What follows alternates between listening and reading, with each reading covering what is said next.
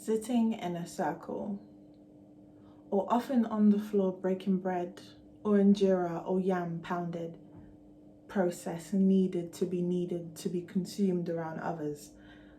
Stories would pass around the table like salt, cracked black pepper, or Maggie. A little rushed, lagging, stories where I'd have to repeat myself because I have no manners and I can't finish the food in my mouth.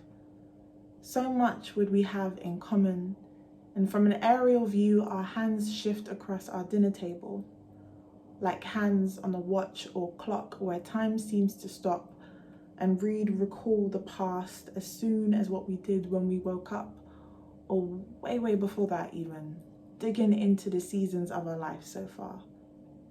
Our stories like two little children sat on a swing pencil case apart, asking if it's the first time visiting this park. One blinks and remembers where their mum took them last week, and the other, voice meek and proud at the same time, proclaims that they're the captain of this playground, head of the dinner table.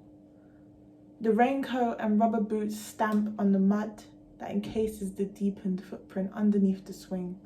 Captain or king, it seems through all types of weather, they stay to guard their fortress on the playground.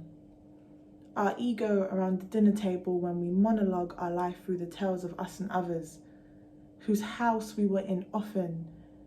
In common would be the shoes at the entrance, to be removed, all residue of the outside left, but the stories we'd carry to our visitations, our tower blocks, our big house, or small flat share, a statement to how many journeys we'd been before we could break bread again.